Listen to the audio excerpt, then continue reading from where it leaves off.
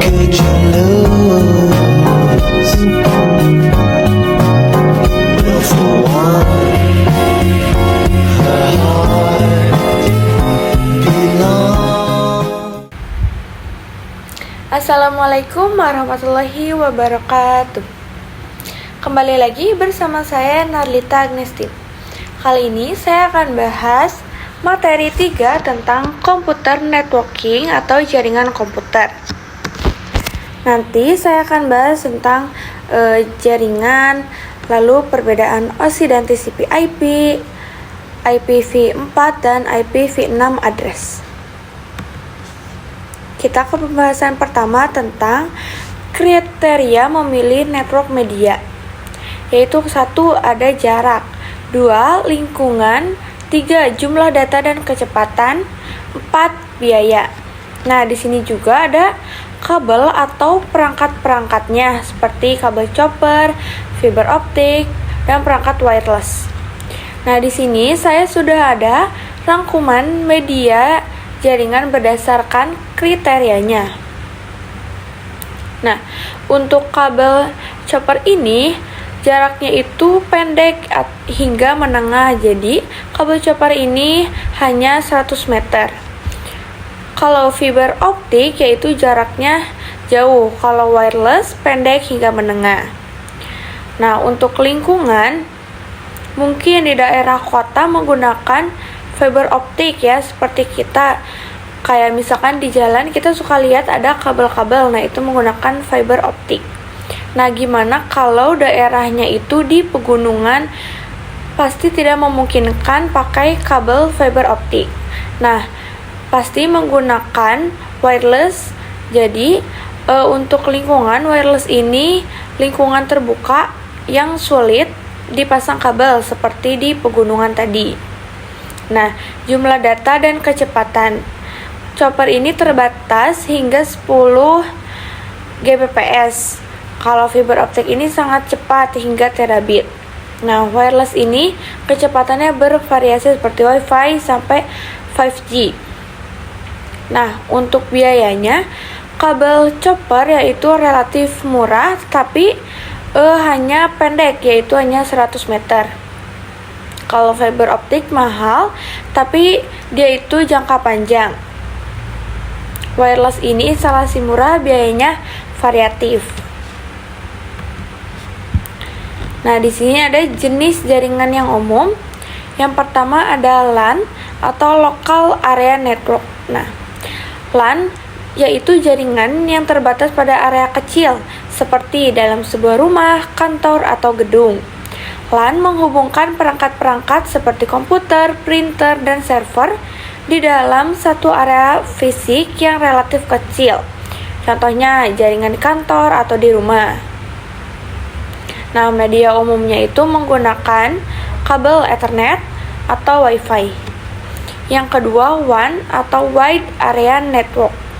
Nah, WAN adalah jaringan yang mencakup area geografis yang lebih luas, seperti antar kota, negara, atau bahkan benua. WAN menghubungkan beberapa LAN untuk berbagi data dalam jarak jauh. Contohnya internet, jaringan perusahaan yang menghubungkan kantor-kantor di berbagai lokasi. Nah, medianya itu fiber optik, satelit, koneksi licensed line. Yang ketiga ada MAN, Metropolitan Area Network, yaitu jaringan yang mencakup area lebih luas dari LAN tetapi lebih kecil dari WAN. Biasanya mencakup satu kota atau wilayah metropolitan. Contohnya seperti jaringan kampus universitas, jaringan publik yang menghubungkan beberapa bangunan dalam suatu kota. Media umumnya yaitu fiber optik, microwave, atau kabel tembaga. Yang keempat ada PAN atau Personal Area Network. PAN ini adalah jaringan yang menghubungkan perangkat dalam jangkauan yang sangat dekat. Biasanya kurang dari 10 meter, seperti perangkat pribadi milik individu. Nah, contohnya yaitu kayak jaringan antar HP, tablet, laptop, atau perangkat lain dengan menggunakan Bluetooth atau Wi-Fi.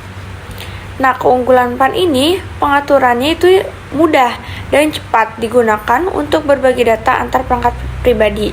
Media umumnya seperti Bluetooth, Wi-Fi, dan inframerah. Yang kelima ada internet. Nah, internet ini jaringan global terbesar yang menghubungkan jutaan perangkat di seluruh dunia. Nah, internet ini adalah WAN yang sangat besar yang memungkinkan komunikasi, berbagi data, dan akses ke layanan online. Contohnya seperti penggunaan web browsing, media sosial, seperti itu kayak kita membuka Instagram, Facebook, WhatsApp, dan lain-lain. Nah, keunggulannya yaitu jangkauan global, berarti seluruh dunia memungkinkan akses informasi dan komunikasi lintas negara. Medianya yaitu fiber optik, satelit, kabel, tembaga, dan koneksi wireless. Nah, selanjutnya ke materi tentang OSI dan TCP/IP. Nah, dulu sebelum ada standar OSI dan TCP/IP ini, kalau ingin terhubung ke jaringan itu harus dengan produk yang sama. Misalnya, Apple dengan Apple, Microsoft dengan Microsoft.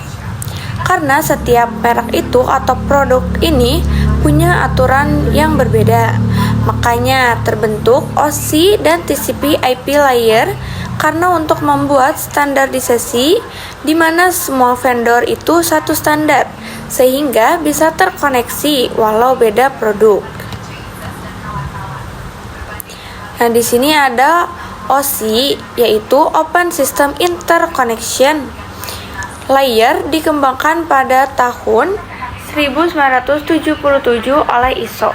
ISO ini yaitu International Organization for Standardization. Nah, OSI mempunyai 7 layer, yaitu ada application layer, presentation layer, session layer, transport layer, network layer, data link layer, physical layer. Nah, jadi OSI ini sebagai referensi belajar standar jaringan komputer, tapi tidak digunakan secara praktik. Nah, sedangkan TCP/IP model yaitu dikembangkan pada tahun 1970 oleh IETF atau Internet Engineering Task Force. Nah, TCP/IP ini mempunyai 4 layer, yaitu ada application layer, transport layer, internet layer, dan network access layer. TCP/IP ini juga yaitu merupakan standar jaringan komputer tetapi digunakan secara praktik. Nah, tadi yaitu OSI berarti tidak digunakan secara praktik, sedangkan TCP digunakan secara praktik. Nah, kenapa sih OSI dan TCP/IP itu sangat penting? Karena OSI dan TCP/IP adalah dua model referensi yang sangat penting dalam dunia jaringan komputer, karena mereka memberikan dasar bagi bagaimana perangkat dan sistem dapat saling berkomunikasi melalui jaringan. Lanjut ke materi IP versi 4 address. IPv4 yaitu merupakan protokol komunikasi yang digunakan untuk mengidentifikasi perangkat di jaringan komputer, termasuk internet, dengan memberikan alamat unik kepada setiap perangkat. IPv4 adalah versi pertama dari protokol yang digunakan untuk menghubungkan perangkat satu sama lain di jaringan berbasis IP atau Internet Protocol. Nah, contoh alamatnya seperti ini yaitu 192.168.0.1. IPv4 membagi menjadi 32 bit, yaitu menjadi 4 oktet yang masing-masing diwakili oleh angka desimal dalam rentang 0 sampai 255. Setiap oktet dipisahkan dengan tanda titik atau dot. Nah, seperti ini kayak 192.168. Jumlah alamat IPv4 yaitu memungkinkan sekitar 4,3 miliar alamat unik. Alamat IP versi 4 terbagi dalam dua kategori utama, yaitu alamat publik dan alamat privat. Alamat publik yaitu alamat yang dapat diakses melalui internet. Sedangkan alamat publik atau pribadi yaitu alamat yang digunakan dalam jaringan lokal atau LAN dan tidak dapat diakses langsung dari internet.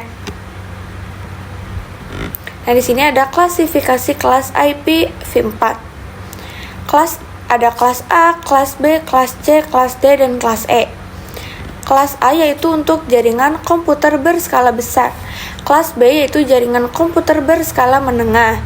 Kelas C jaringan komputer berskala kecil. Kelas D yaitu untuk alamat multicast, dan kelas E untuk alamat percobaan atau eksperimen. Nah, kelas D dan kelas E ini yaitu jarang digunakan atau tidak dipakai karena keduanya memiliki tujuan yang sangat spesifik, misalkan multicast untuk kelas D, eksperimen untuk kelas E. Nah, maka kedua kelas ini tidak digunakan untuk komunikasi jaringan standar dan tidak dimaksudkan untuk pengalamatan biasa dalam jaringan IPv4. Nah, di sini ada perhitungan IPv4 menggunakan biner dan desimal.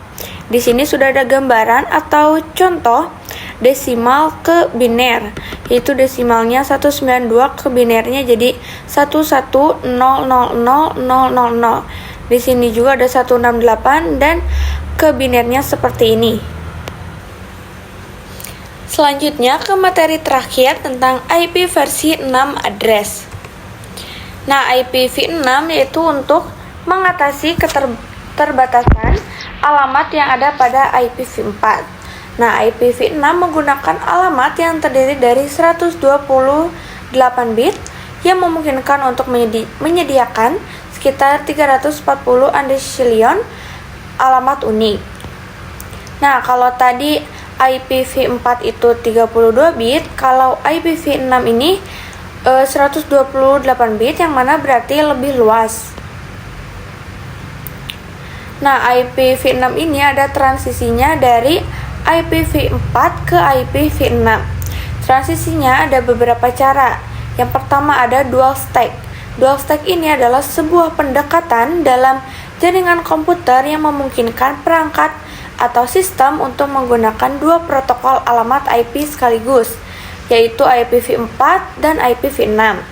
Yang kedua ada tunneling, yaitu suatu teknik dalam jaringan komputer yang memungkinkan pengiriman data dari satu jaringan ke jaringan lain dengan cara membungkus data tersebut di dalam protokol jaringan yang berbeda.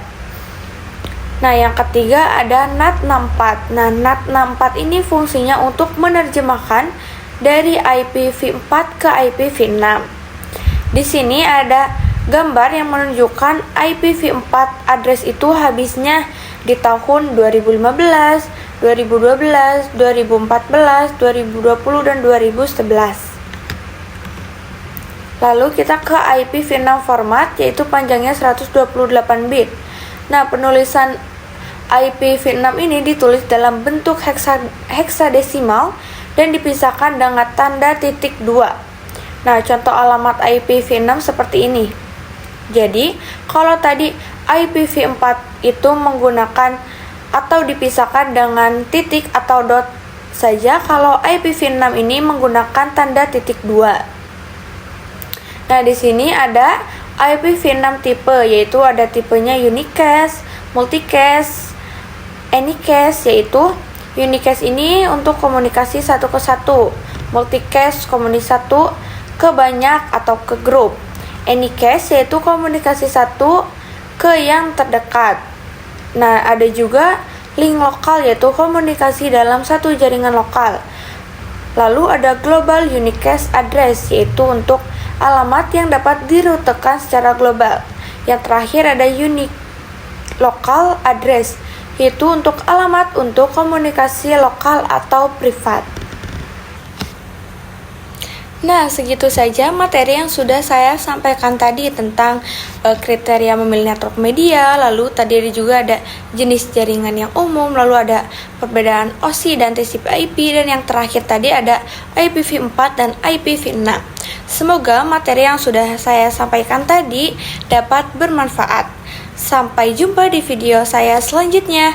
Wassalamualaikum warahmatullahi wabarakatuh.